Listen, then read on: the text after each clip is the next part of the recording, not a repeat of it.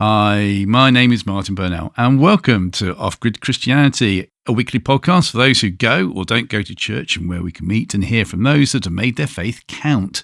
This podcast series is to encourage via conversation, and you can contact us as well by email, ogc@accessradio.biz, and biz is spelled B-I-Z. So today's guest, who is she? Well, she is the head of mission at Evangelical Alliance. Our guest has a passion for developing leaders and teams to flourish. She has a positive history of working in the Christian, youth and charity categories, using her skills to develop strategy and vision by facilitating and establishing unity. And if you know anything about me, I do like to hear the word facilitating. For those who haven't heard of EA, what is Evangelical Alliance? What does the head of mission do and how? What does she think from her background in youth work, etc., about the state of the church today?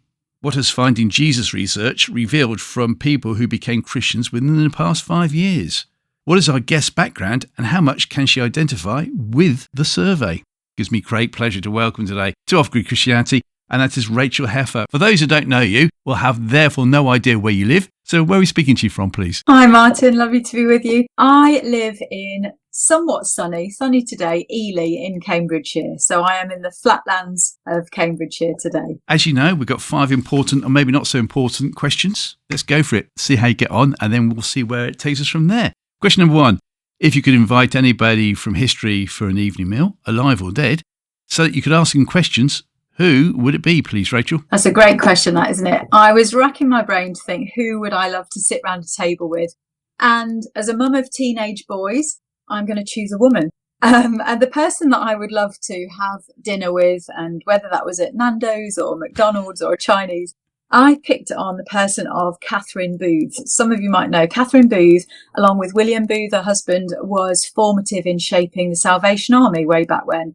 And what I love about just the little I know about Catherine that I'd like to know more about is just what gave her the power, the courage, the drive, the inspiration to, as a really pioneering woman of her time, to have the courage to speak up into what was a very male-dominated church landscape. So I admire her from afar. I think she was an amazing pioneer, speaker, leader who came up against a lot of opposition, but had an amazing impact for both the church, the Salvation Army. And I think that'd be a very interesting conversation over dinner. Question 2. Who is your favourite biblical character or favourite biblical story or favourite parable, please, Rachael? One of my favourite Bible stories is found in John 4, which is Jesus' encounter with the woman at the well. Some people might know it. It's the moment where you see the woman come to the well in the middle of the day because she's been cast out really from the friendship groups of others. And what I love about it is that Jesus rocks up at the right place at the right time. And what we see is just this powerful encounter with a woman who doesn't yet know him. And yet at the end of the story, she says, "Here is a man who told me everything I ever did."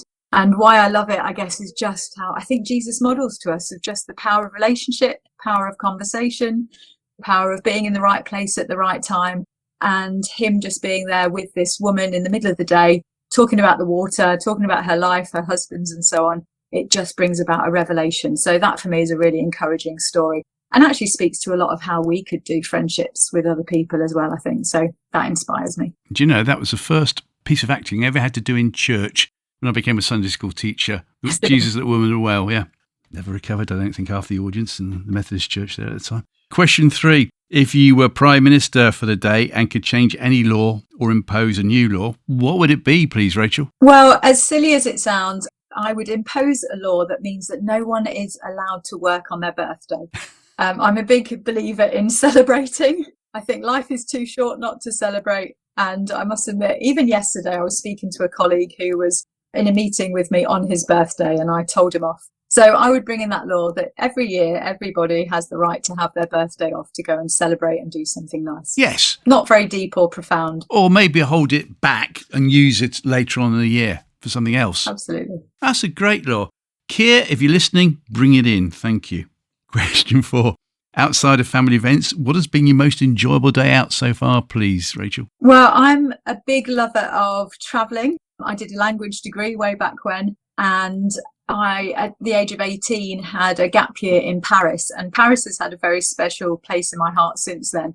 I would choose, my favourite day was probably actually the New Year's Eve of the year 2004, tipping into 2005, when my husband and I, very unbeknown to me at the time, but ended up going to Paris, and he proposed to me on New Year's Eve underneath the Eiffel Tower, which may sound very romantic and quite twee to some, but actually, having loved Paris from the age of 18, had a very special place in my heart. So I have to say that was probably one of my favourite days. And I've since returned to Paris many times since. So special place in my heart and life, and special memory, obviously, from getting engaged there. Great answer. So yes. So first of all, you said yes because you got engaged there. And I'm just sensing that maybe when you said you were studying for a foreign language, it was French. I did French and German with Italian. So had a bit of time living in the countries as well, but didn't particularly equip me well from living in rural Cambridgeshire. But there we go. God had other plans along the way. How fluent are you still in those languages? Conversationally, I can get by. This summer, I was actually out in Paris just for 2 days, one night with my youngest son. And I find that when I go back, I can pick up conversationally enough. But you do lose the fluency, I think, if you don't use it regularly. But I do love to dabble now and again when I'm able to have travels to France or Italy in particular. So beautiful countries, aren't they? Yeah, aren't they just? I did try to learn Italian a few years ago, and all I can remember from listening to these tapes or CDs was the word vorrei. It's a good start. I take it your Italian's a bit better than mine. Hopefully, although you never know. It's been many years. What has been your most embarrassing moment, please, Rachel? My embarrassing moment? Well, sadly, there's been a few. I have to say, my embarrassing moment that probably scarred me the most as a young 11-year-old starting out at secondary school. Many of us can remember how that feels. I think was in day 3 of starting in what we now call year 7, and going into the canteen, holding a tray full of food, slipping on a chip and going completely upside down as I fell to the floor, threw my tray in the air. And of course, what happens in that scenario? The whole of the canteen bursts out in a round of applause, don't they? So as a young year 11-year-old just starting in secondary school, very embarrassing, sadly memorable, but not for the right reasons. Did you get a round of applause because your food just happened to go with the head principal? Not quite. That might have been even worse. Do you know what? This thing about throwing things, whether it be accidental or not, another member of the Evangelical Alliance who we had as a guest several months ago gave us a story of how she wanted to find out if her butterfly cake could fly. Okay. So she threw it, thinking that was great. Apparently she got thrown out, but it was very good. Whereas yours wasn't exactly done deliberately. It was more of an accident. Rachel, thanks for that. Well, let's get into it. For those who don't know about Evangelical Alliance, otherwise affectionately known as EA, what is Evangelical Alliance, first of all, please? As the Evangelical Alliance, we would say of ourselves that we're a unity movement. So our heartbeat, really, or our very DNA, is to unite the church in mission and evangelism across the UK. Our strapline quite simply says, together making Jesus known. So really what we're about is cheering on and championing the local church. We work with ministers, church leaders up and down across the UK. We're based in London, Northern Ireland, Wales, Scotland, and in the north of England. And we've been around for a little while. We're 180 years old next year, but we do a lot in the realms of mission. We do a lot in equipping the church, but we also do a significant amount in the realms of advocacy. So we have an amazing advocacy team who, on behalf of the evangelical church across the country at this time, we're in Westminster or in the Senedd or in Stormont and speaking on behalf of the evangelical church into all aspects that come across the path of with the Prime Minister and with MPs and so on. So our heart is to, as I said, really equip and serve the church, but also to speak in some of those really important aspects where we need to have a faith voice into the political sphere too, those corridors of power, and to make Jesus known in that space too. I never knew it was 180 years old or 179 years old. Wow. Who actually set it up? What do you know about the history of it? Oh, very good question. There's a new book out called Good News People, which we launch officially just tomorrow, which tracks back some of that history. But all that I know really is that, again, through formative, faithful leaders right back to 1846, which is when it was birthed, actually, that the core piece has been that unity piece, that together we're stronger, aren't we? And so across the length and breadth of the evangelical church of the UK, that's where we've sought to have a voice. So a lot has changed, obviously, during that time. The cultural landscape has dramatically changed, hasn't it? The missional landscape has changed too. But that unifying presence over the last 180 years has been that making Jesus known, whether that is in the church landscape, in the cultural landscape, or in the political landscape. And that has remained the same. So we're on a trajectory where we serve 27,500 individual members. We represent just over 3,000 churches and nearly 600 organisations. And we're striving to grow from the 27,000 to about 50,000, because apparently that makes you about the size of a small political party. And at that point, rather than us knocking on the door of the Prime Minister and to be around the round tables in the political sphere at 50,000, that means that the Prime Minister and others would come to us to have that Christian voice into that sphere. So we love to invite people to join us as members of the EA to add their voice to ours. It's just £3 a month. If anyone would love to join, we'd love to have you with us. All the details are on eauk.org. But the reason for that is that voice piece, Martin, to be honest, so that we can have that greater voice speaking of the faith perspective into the political sphere and seeing Jesus made known across the UK into all aspects of life, both Christian, secular, and across the church too. What does head of mission actually do, i.e. you? So I head up our small mission team at the EA. My weeks always look very different, but I serve the church across the UK. So really, I feel it falls into three main aspects. One is to speak to some of our mission research, which I think we might touch on today, which paints the missional landscape for the church. We also look to equip and encourage every ministry of the church in this season. And so to encourage people, whether it's toddler groups or youth ministry, to pull through the Christian distinctiveness. And we work with lots of mission partnerships. So there's lots that we do in terms of mission serving the church at this time. And part of that falls into my role week in, week out. Excellent. So from the day that you slipped over in school on a chip, why did you want to study languages, do you think, first of all? I think my love of languages came from, again, quite early in secondary school. I just loved people, culture, travel, different places, was really passionate about languages and did my gap year at 18 with a Christian organisation based in youth ministry, but just in the outskirts of Paris, and just loved it. That really fueled my passion for languages. But interestingly, as is often the case, and I've said to many young people in many years since, still being involved in youth ministry, it's good to plan your way, isn't it? But hold your plans quite lightly. Because even though I thought my longer term trajectory would be working overseas, working with my languages, actually the Lord had other plans. And I ended up doing a role. My background is working in youth ministry. I worked with Youth for Christ for 14 years and worked with the Diocese of Ely for a further 5 years. And that was really plugging into youth ministry, equipping the church in that area, training youth leaders. So Paris never quite happened. I didn't move back there. But again, no regrets, have loved the world of youth ministry and just have some nice holidays along the way to practice languages now and again. Do you know what? I'm glad you said that, because our guest last week, she went to university to study pathology, but eventually someone came to her and said, do you know what? I think you've got to go back to university. You've got to do something else.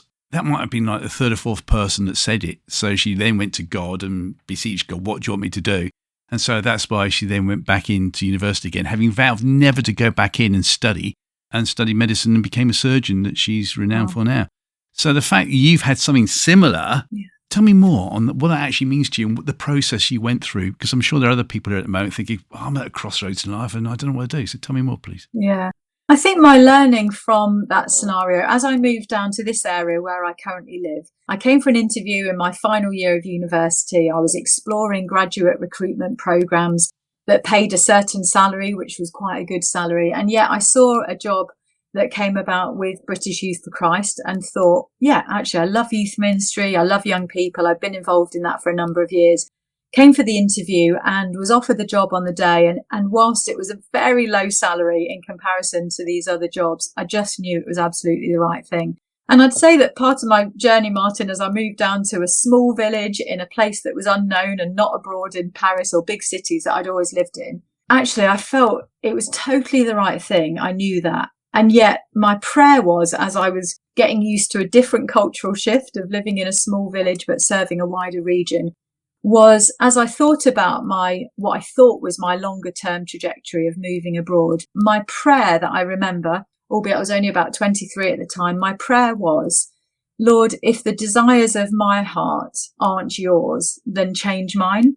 And I look back and I think, goodness, that was actually quite a brave prayer to pray. Because if I'm honest, what I felt over the next 2 or 3 months was actually I could almost tangibly feel my passion for languages and wanting to move abroad decline and lessen. And actually my passion and my fervour to be alongside these young people in the schools, working with the churches really grew. And I look back and I think actually that was absolutely God's hand, absolutely inevitable. And I think God answered that prayer, that the desires of my heart had to change in order for me to be in the centre of God's will. So having worked with lots of teenagers since that age, and I'm considerably older than 23 now, obviously, but actually I think my learning was to be in the centre of God's will is the absolute best place to be. And whether we discover that quickly, slowly, prayerfully, actually, that's the best place to be. And so what I ended up feeling was my contentedness of being here grew to a like of being involved in the youth work, grew to a love. And now I'd be very hard pushed to move from this area. And I journeyed with Youth for Christ for 14 years and never looked back. So I think part of my learning was just that God knows what he's doing. You know, what we need to do is just to lean in, pray, ask him. And when we're in the centre of God's will, we can't miss out. So that was part of my learning about that journey. Actually, a completely different pathway to what I first imagined my life would look like, but absolutely no regrets. And God's been very faithful to me ever since then, and all the different twists and turns that life has had along the way. The job that you went for, Youth for Christ, that you subsequently got, was there another job offering you loads more money on the table at the time you had to make a decision? I think the reality is, had I not gone for the Youth for Christ job or accepted it when they very kindly offered me on the day, I would have trekked back up to the bigger city of Leeds, where I was a student in the rainy north, loved it as a student there. But I would have pushed the door, and I was looking at the graduate programmes of people like British Airways or others that, again, would, take me overseas, could use my languages and so on. And actually, they were paying probably almost double the salary that I ended up accepting. But that in itself, I think, became a bit of a journey of faith as well, if I'm honest. I absolutely just had this prayerful sense of this was the right job to accept, that Youth for Christ was the right place for me to go next. Albeit I thought it would be for a year or two. It ended up being 3 years locally, a further 10 plus years with the national team and part of the national leadership team in the end. But absolutely, financially, what I saw was God really stretched my finances over those years. It was, a small salary. I was obviously unmarried and, no kids yet and so on at that time. But I absolutely found God's faithfulness in stretching the smaller salary that I had and enabled it seemingly to go further. And it was almost just a sign of God's blessing of, I hope, looking back, my obedience to go to the right place, albeit on a lesser salary, and to put my trust in God, which absolutely paid off in the sense that I loved the work that I did.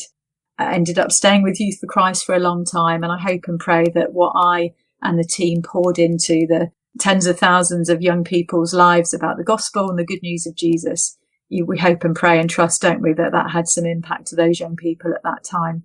I was in the slightly different position whereby I was on such a great salary, and God came knocking on the door the day after I got my qualification as a training officer to prove, I can do this. Here it is in writing. Da, da, da. I can have letters after my name. And I had to make a decision. Whereas yours was slightly different. Whereas you hadn't got a salary, but you still could have gone for a big one, but you didn't. And I'm meeting more and more people now who are saying, look, I'm fulfilled in my job, but I need the money. But I'm going, well, just pray it over to God. Let God come in, show you what you want. It might be something completely different. But I just get a feeling that there are people that are scared to do this now, or they have, but they're still unfulfilled. So from your point of view, what have you seen? What can you share to encourage those in that position at the moment? I think one thing that jumps out to me is as we look at the culture at large, but also as I look at across my friendship group, for example, we're so wired, aren't we, in our culture to striving for success, the bigger house, the bigger car, the multiple holidays and so on, that in itself adds a real pressure, doesn't it, for all of us? Yeah. Whether we're Christians or not, and we want to provide for our families, provide for our children and so on. I think it's often quite countercultural, it seems, even looking across my friendship group as well, for people to actually be in a job that they love. I must admit, I've had many conversations over even recent years where even sitting around a table probably about 6 months ago with some of my closest friends, where I was interested that as I'm in my later 40s now, we've got growing up teenage kids. My husband's actually 8 years older than me. He's an architect. the conversations crazily start turning towards getting on in years, thinking about retirement and so on. We're not quite there yet, some way to go, however. But the conversation around the table, having drinks one Friday evening, was one of my friends said, apart from Rachael, isn't it a sad reality that all of us hate our jobs? And I thought, wow, that was an interesting reflection of actually looking at friends who day in, day out, week in, week out, would say that they really don't particularly enjoy the work that they do. And I found it also interesting that whilst not all of them are Christians or followers of Jesus, they could see something that they could tell that I actually was really invested in, enjoyed my work. I've been very conscious over the years that my salary has probably, in working for Christian charities, has often been maybe half of what could be achieved if I was in a secular job elsewhere. But I suppose what I've come to the conclusion personally is whilst, yes, there might have been a sacrifice in salary, what I wouldn't change personally is I've always loved and felt very invested in my work, had the privilege of being able to engage with whether it's young people or church leaders. So I just think it's a really difficult challenge, isn't it, for us? There's an interesting conversation around just, especially at my age and stage as well, is what do we want in the first half of our life? What did we want it to look like? As we review and kids grow, what do we want that maybe second half of our life to look like? Is there fulfillment? Is there purpose? Is there passion? And I think at different ages and stages, we ask those questions, don't we?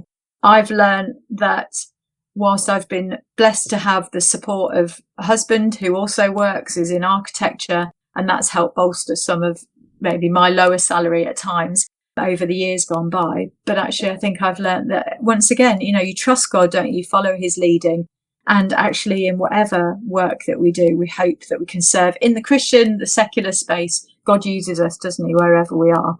But to find that purpose and passion for our lifetime, whatever age and stage, I just think it's so important, isn't it? And sadly, for a lot of people, they would say their workplace isn't so fulfilling.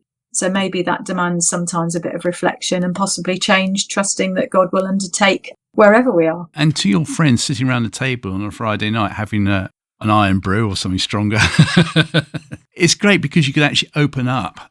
And I just like to think that those people today that are listening are going, do you know what? I am at that crossroads. I'm just scared of doing it. I can attest personally of I had to give up work, first of all, even from the mainstream, because I knew that's what God wanted me to do. And then go into Christian media, where I worked there for 10, 12 years and felt really fulfilled. But like yourself, on a salary, it wasn't exactly great. But that's not what you were doing it for. And it's that question of why are you doing it? And I think if you are unfulfilled today and go and pray about it. Just go and pray and see what God is saying. Actually, I can attest and Rachel can attest that, 20 years on, we're still here. And it might sound daft, and I'd like you to maybe explain this as well from more of a Christian point of view. My boss at Crossrooms, he said, Martin, on my last day, just trust me, it works.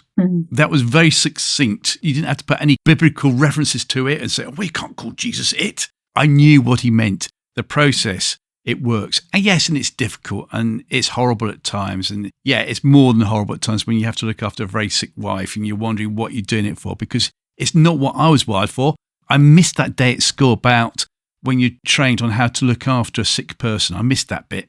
It's something you have to do. And I do know that if I go back in time 30 years ago, 25 years ago when it was, I would do it again. Yeah. So maybe I would obviously do it in a better frame of mind. So that's my side of the story. Your side of the story, tell me more. I think it's just very real, isn't it, what you shared there? Just the reality of life, the unforeseens, the not knowing, the sometimes feeling the pressure of the external, whether it is to earn that salary or the pressure to be successful in the world's eyes is great for so many of us. I remember even starting out in my job with Youth for Christ and a family member of mine saying to me, oh, well, you're not very ambitious anyway, are you, Rachael? Now, they meant it in a worldly sense, but everything in me heard that as it was quite crushing, to be honest, because I felt absolutely passionate about the work that I was going into, fiercely driven to be working, as I still am today in whatever context. And actually what I read into that as I matured over time and reflected back on it was actually an ignorance of the fact that when we feel called to something, whether it is in the secular space, whether we're a doctor, a nurse, a psychologist, a teacher, or whatever, being in the place where God has called us to, that, as we said earlier, that's the best possible place, isn't it? But that comment for me felt this lack of understanding of actually what drives us. But myself and my husband have been in difficult spaces, as you've expressed about your situation as well, Martin, where, we've had that crushing blow of redundancy that was unexpected. We've been through a recession many years ago where my husband, who was a director at the time, but had to make cuts through the business. And then finally it was our turn again to be in that place of redundancy. We've been through, again, extreme family illnesses and addictions where you just literally are on your knees almost going, what happens next? Where does this leave us? Where does the next job, the next salary come from?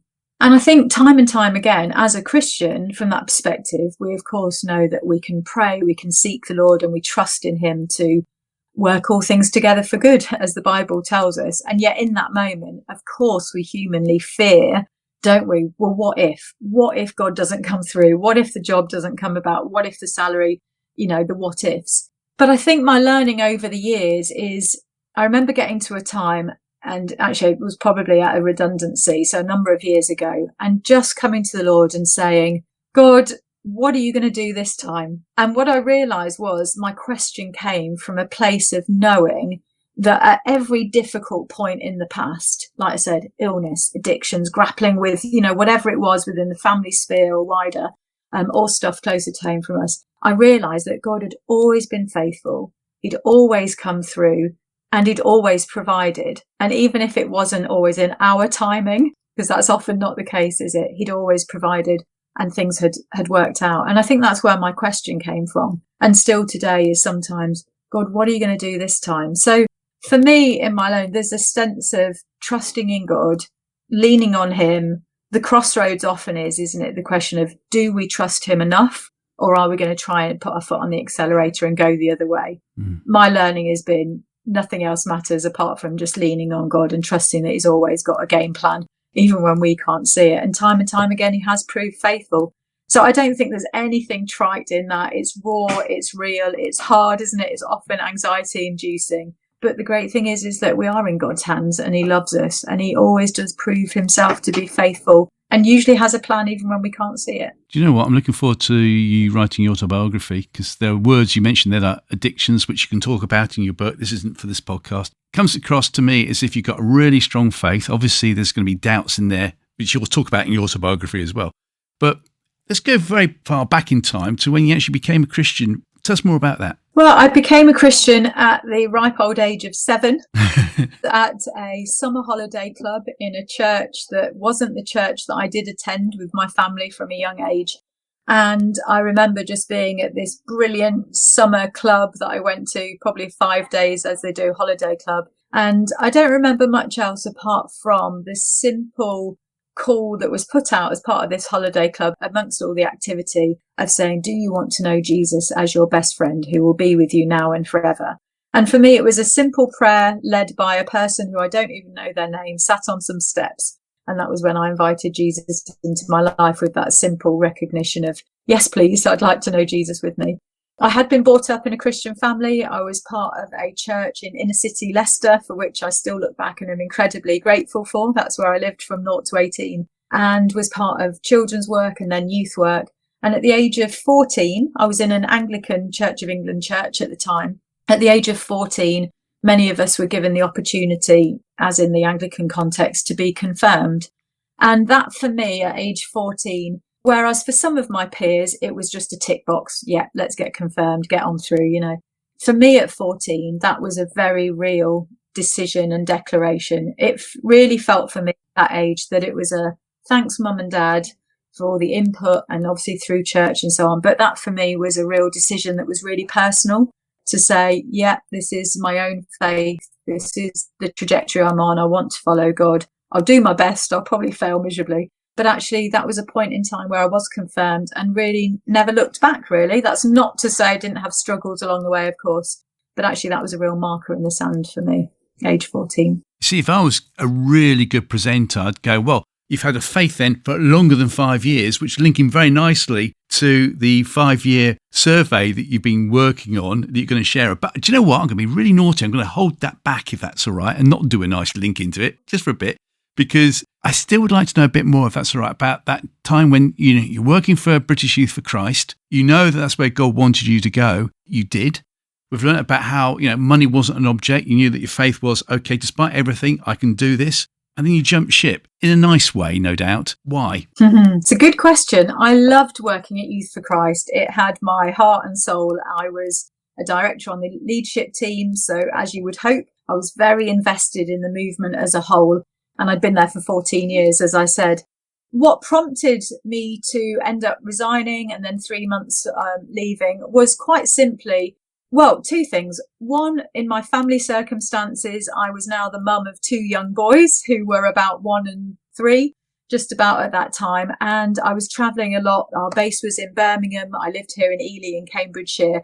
And so the travel felt like it was becoming a bit more of a stretch with two young boys at nursery and so on. And I just felt this shift of maybe, just maybe, rather than being in Birmingham and London and, wherever it would have me, that maybe I needed to be a bit closer to home. So that was a practical thing. But more than that, I would say there was about a period of about a year where, because I was so invested and so loved being part of Youth for Christ and the team and was overseeing some of our development of mission resources and our overarching strategy and so on, it just felt like God unleveled the ground, as he does when it's right to be reconsidering and moving on. And I just felt a deep conviction at a certain point, having had a retreat. A friend of mine had had my two boys and I had just sort of a bit of time, a couple of hours. I'd been praying anyway as to what was right to do. And I just felt a deep conviction that the Lord just said, yeah, now is the time. And I must admit, I was a bit like, really? Please say that's not the case, because I didn't really want to leave Youth for Christ. I must admit it was very sacrificial at that time, but I absolutely knew it was the right thing to be closer to home. So long story short, I ended up through tears, told our national director at the time that I felt it was right to move on. I worked out my notice. 3 months later, I moved on. But at that point in time, not actually knowing where I would work next. We'd not long moved house. I knew I needed a salary. I had expensive nursery bills. Obviously, my husband was working. But it was a step of faith, to be honest, to leave not knowing what I was going on to. And for 2 months leaving, takes us to January 2014. For a couple of months, I just had what I like to call God-led Googling. I would prayerfully kind of look online. I knew my heart was in mission and ministry. I wanted to stay in Christian ministry, although I did consider a number of other things that I would also enjoy or am trained in. But long story short, after a couple of months or less, actually, a job came about which was just down the road from me. I didn't even know that the Diocese of Ely, so part of the Church of England, was there. But a job came up in the mission team of the Diocese of Ely, and I ended up joining that team. So I look back and I think God's goodness to me as somebody who loves the bigger picture. I love working nationally, although I'm very plugged into my local church still as well in aspects of leadership and youth ministry. The gift of working for somewhere that was on my doorstep, closer to my two young boys, but actually still serving the church and working across a region. So we had about 350 churches still. And I was able to serve in youth ministry. But that's what prompted the journey to leave Youth for Christ, somewhat sacrificially at that time. This is interesting what you're sharing, because it's very similar parallel to me all those years previously. I mean, I had a very ill wife by this time, and our son was 18 months old. And it was like, I can't do both. I can't take our son to various friends to look after so I could continue being a radio presenter, because, hey, that's what I thought God wanted me to do. Alison at home, getting worse and worse and worse, and by this time being registered blind as well. It just couldn't happen anymore. So I just had to give up and think, right, okay, it's only going to be for 6 months, but as it turns out, it's been more than that. So there's a parallel there. But it's also, like you said, that came to mind. Someone said to me in the radio studio one day, it's like a step of faith whereby you're at the cliff edge and you've got the railway line you can't go back on because the baddies are coming towards you, and you just got to step out over the cliff. And as if God will then suddenly provide a railway sleeper for you to get on. And then hopefully you'll see more sleepers ahead of you, and you can walk from one to one, and you might be 200 foot in the air. And I really got that. And in some ways, that's the same thing with you. You did something similar. How difficult was it for you, though, to do that? I think it was really challenging. And actually, I can think of both that scenario and indeed one of those, as I mentioned, for my husband in the redundancy scenario. No idea whether we were going to have to move house, to find work further afield, even though we're very plugged into our community here. It was quite I wouldn't say it was an anxiety. I've learned, how to pray, to give worries to the Lord. But of course, humanly, it had that sense of, my goodness, what do we do next? Where does the next role or salary come from? But again, I think that's the thing. As you look to the Bible, those people who stepped out in faith, like Peter stepping out of the boat, again, not to sound trite at all, but it's absolutely our bedrock, isn't it? When we keep our eyes fixed on Jesus, then we know he holds us up. It was only, wasn't it, as Peter stepped out of the boat and he took his eyes off Jesus and he suddenly was like, whoa, I'm out of my depth here, and he starts to sink. And I think that's where, I remember those 2 months of like, oh my goodness, we've moved house, I need to get a salary. Lord, what do I do next? It was that searching. My mum, I remember, coined a phrase many years ago, which was this: it was, God guides a moving vehicle, as in, we push the door on things, we prayerfully go, we maybe look for the job ads, we speak to people, we put it out there. God guides us as we move, doesn't he? And so I think both in my case and my husband's case, actually, there was a sense of practically being really proactive, prayerfully, leaning into the Lord, but pushing doors on jobs. And each case, certainly for him and for me as well, just seeing, I almost saying to the Lord, I will push the door on these jobs. If they are not the right thing, please slam the door shut. If it opens, then I'm going to believe and trust that this might be the right thing. So I think, like you said, it felt uncomfortable.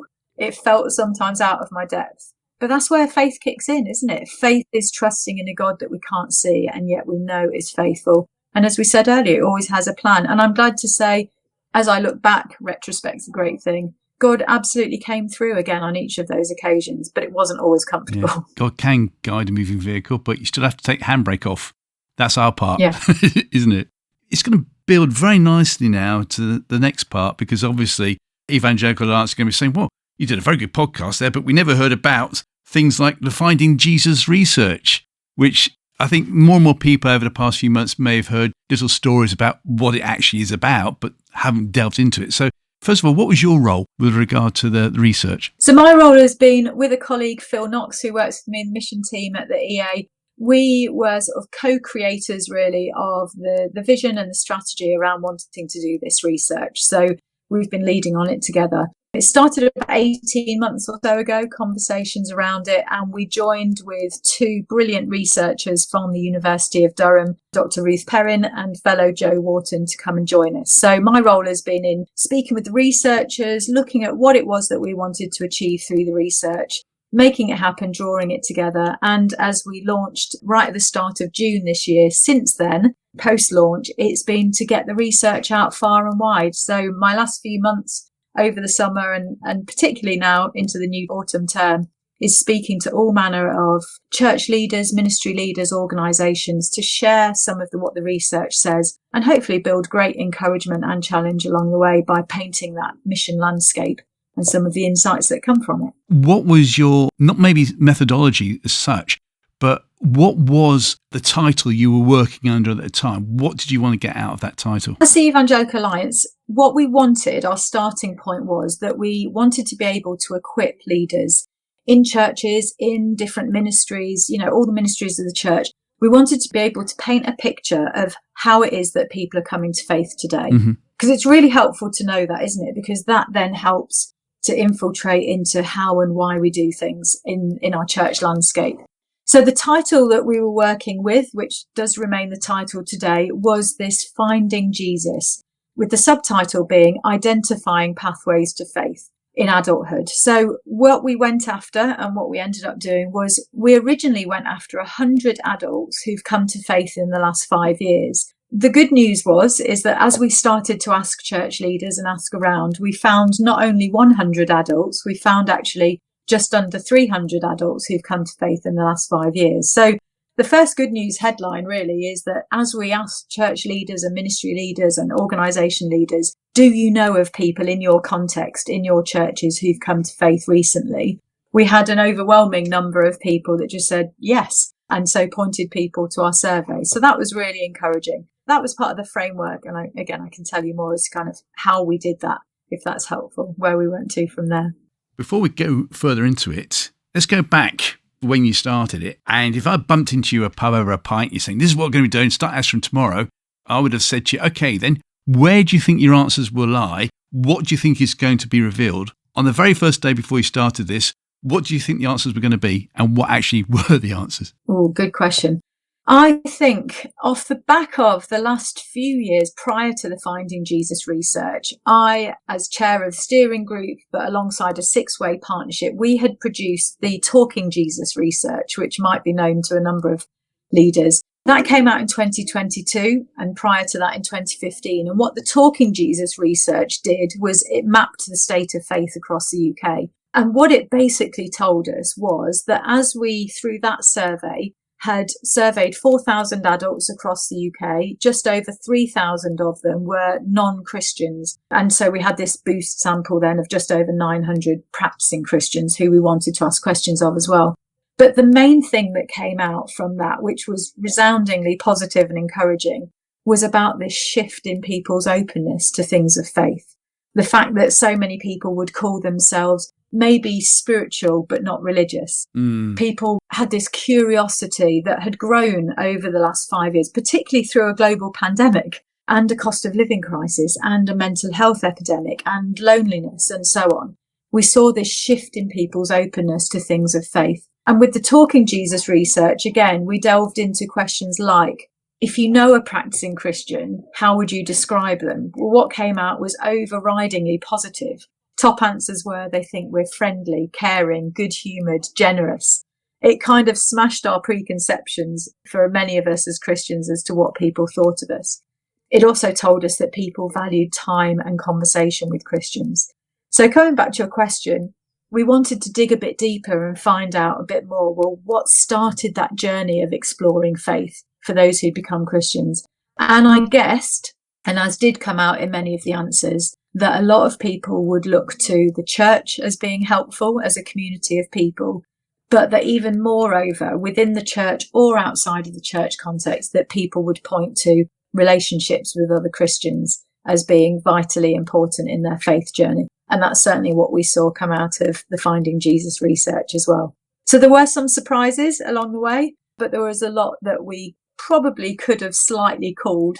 But it was fascinating to hear the stories and the testimonies of just under 300 Christians who've come to faith in the last 5 years and asked those questions as to why, how, where, and so on. Well, before we go to the final page to look at the answers, you said there'd been some surprises on the way. So what were the surprises then? One of the surprises was that we found in surveying that number of people, 281 to be precise, we found that 59% of them said that they had started exploring faith and made a decision to follow Jesus within less than a year, 59%, which we thought was incredibly quick. 34% of those actually said it was within 6 months. So that was one big surprise to us, that actually the fact that people are more ready, more open, more searching, sometimes more hurting, means that actually once they started with this curiosity to explore the Christian faith, maybe online, maybe with podcasts, maybe watching church services, maybe as we heard, people were looking for help with life. They were looking for a deeper meaning. They were watching the impact of faith on a Christian's life. This was what often started the journey. But we were fascinated, and one surprise was to see how quick that journey was. However, part of the challenge within that for the church and for those individuals was they kind of made a commitment to follow Jesus sometimes without really knowing what they'd signed up to. And therein lay the challenge for some of the churches, that they'd then planted into or started attending, to know actually how do we help equip Christians who are really young Christians, but exploring more of what faith looks like. So that was one of the surprises that jumped out at us, just how quickly people are coming to faith and what the knock-on impact of that is, both for that Christian, but also for the church. Summarising the whole survey that you've done then, you obviously need to get that survey out. What's your strapline for the survey? The strapline is that identifying pathways to faith in adulthood. What our hope is that when we look at some of those questions, which all of it's free to download on findingjesus.co.uk, but we asked some fascinating questions and heard some fascinating answers around what prompted you to explore the Christian faith, who helped along the way, what would you want people in church, Christian leaders, to know, and what was most challenging at that point of having made the decision? Where were you when you made that decision?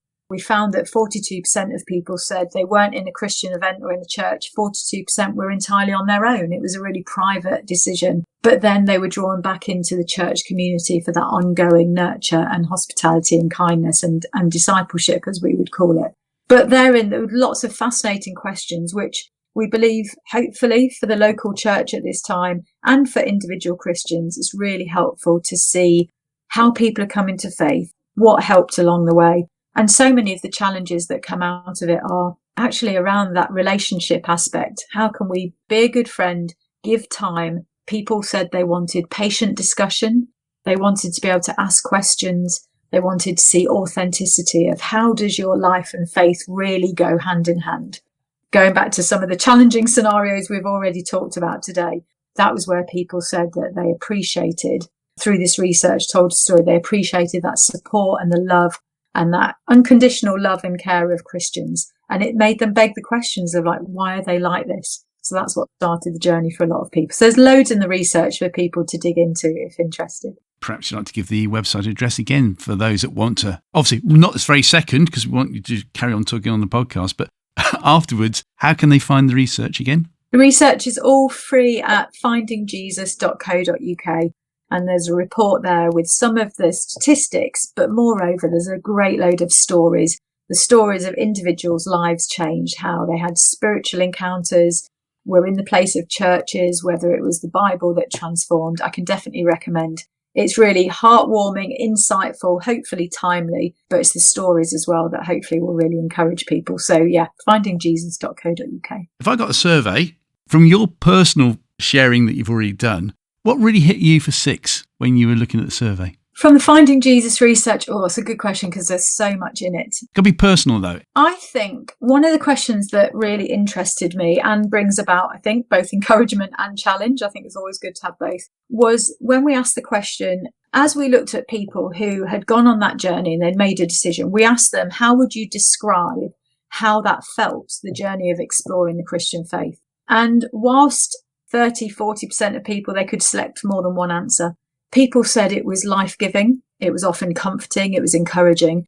But the top answer, 41% of individuals told us that they felt that exploring faith was actually deeply challenging. And I found that really interesting because I think there's a reality there, isn't there, of whilst people were reading the Bible, they told us that attending church was number one most helpful thing. Reading the Bible was the second most helpful thing. But I think it's a really good realization for us as fellow Christians or as church leaders to say, whilst people are drawn to the gospel, they're drawn to the truth of the gospel in this messy, muddy world that we're in. It was truth of the gospel that really stands out, and God's love. That came out in one of our questions too.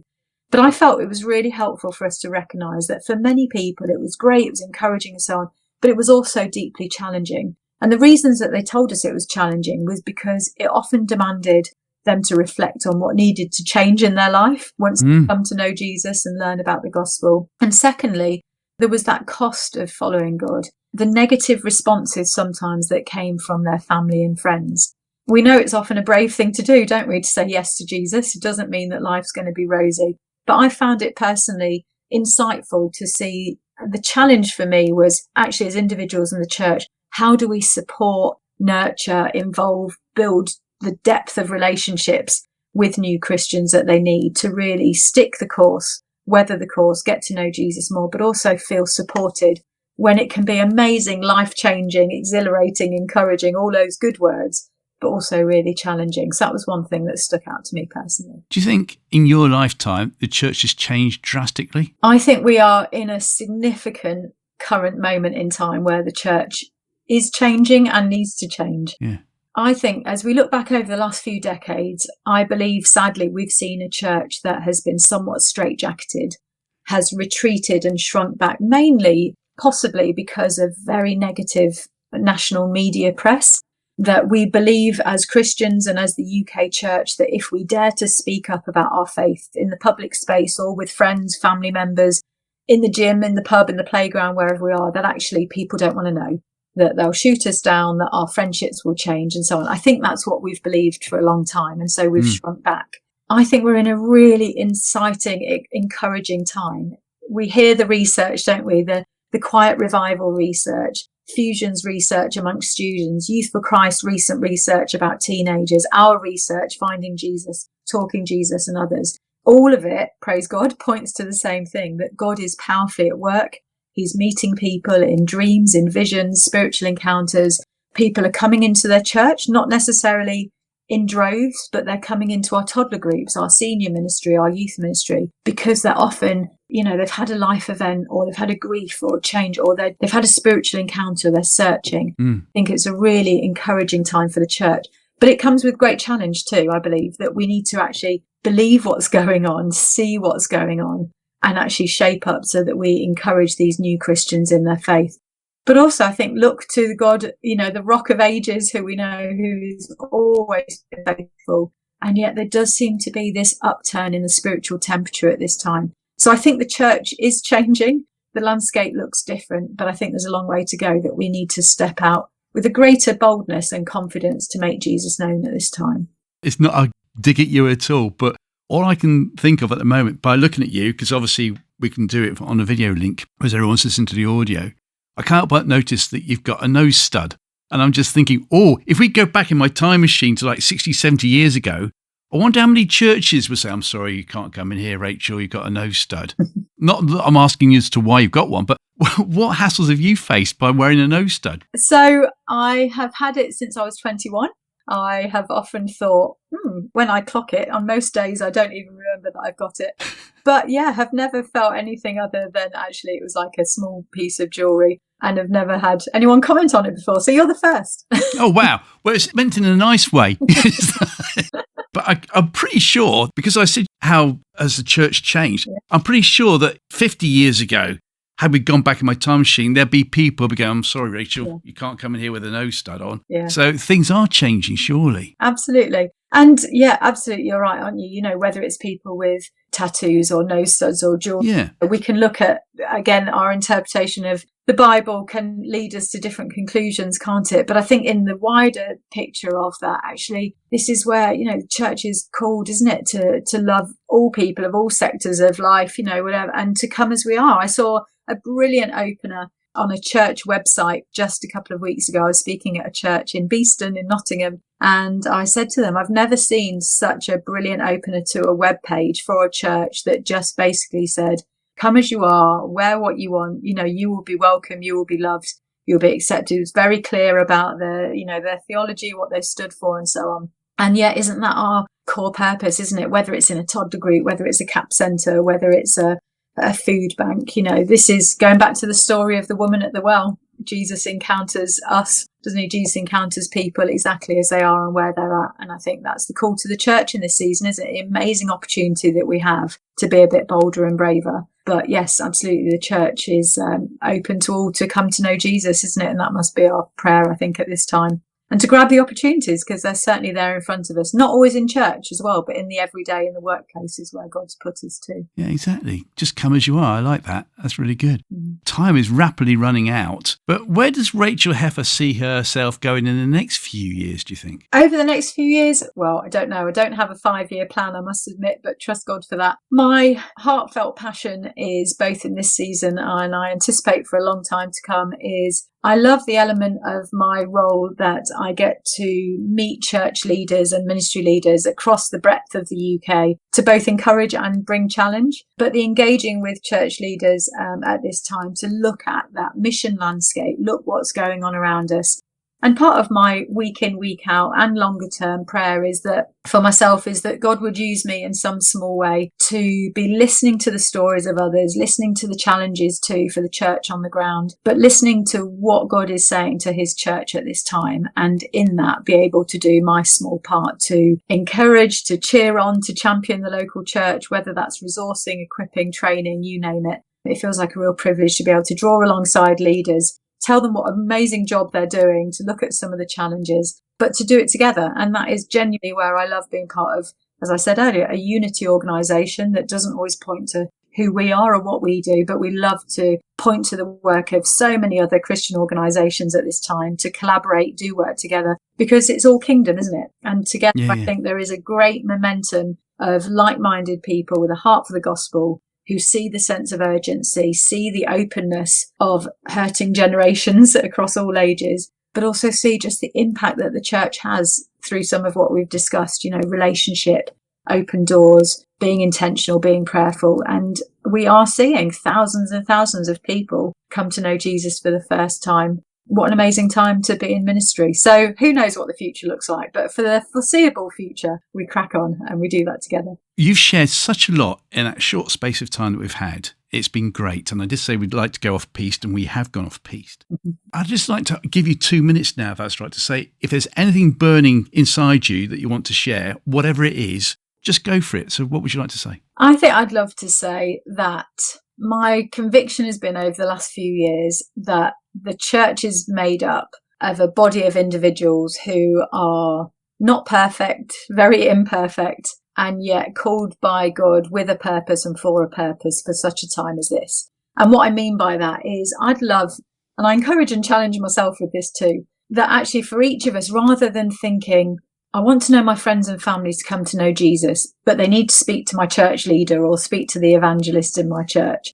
I think all of us get to play our part. And I'd love to encourage people to just say, you might be the best possible person to reach your friend, your neighbour, your family member, your kids with the good news, just a nugget or two of the good news of Jesus week in, week out. I think for a long time, a lot of us have stood back and thought, that's not me. I can't do that. I'm not the uber extrovert on a platform with a microphone in hand. And yet I don't think that's what God calls us to. So my encouragement to people would be, believe that God has equipped you with a story, the ups, the downs of life, the roller coaster, just like I've shared a bit today. But in the midst of that, people respond well to stories. And if they know you and they like you and they trust you, then maybe, just maybe, they may respond well to you too when you share your story of a life change because of what God's done. So I just encourage us all to be that bit bolder and braver and to just pray, who might God have us share something of our life and our journey with, and who knows what he will do. Could be powerful. Super. Everybody has a life story.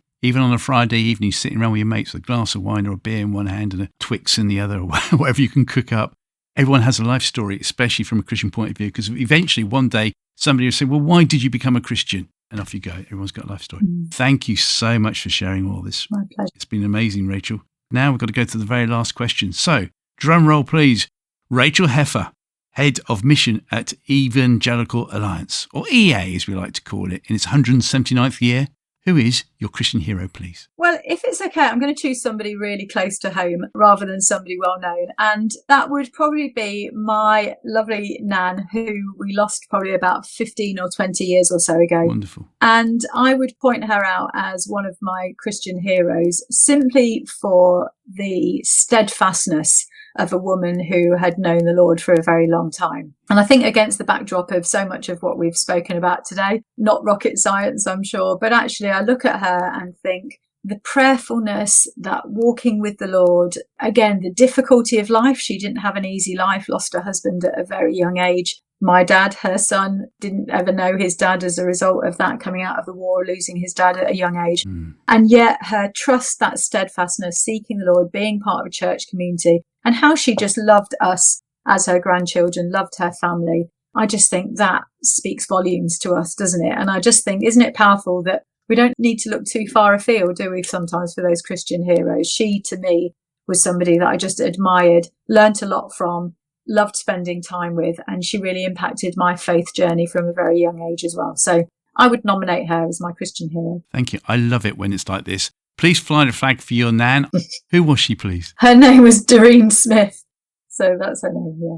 Lovely. Where was she based? She lived in sunny Weston-super-Mare, which is where my dad is from, down in the sunny southwest. So what else can you share with us about Nan? I think just she was an example of, like I said, you never know what life's going to throw at you, do you? From what I know of her, from what I recall of her from that young age, actually there was a lot of pain and trauma in her life with having lost her husband very young, with the aftermath of the war and illness and so on. She grappled with 2 young children as a single parent, therefore, obviously being widowed. And yet, as I knew, part of the church community, giving out to a lot of other people, investing in her family, that to me just speaks of a woman who took one day at a time, put one step in front of the other, trusted God financially as well to provide, when of course didn't have a salary coming in at that time from a working husband. She herself went out to work. My dad and his sister had to be, very resilient. My dad at a young age had to,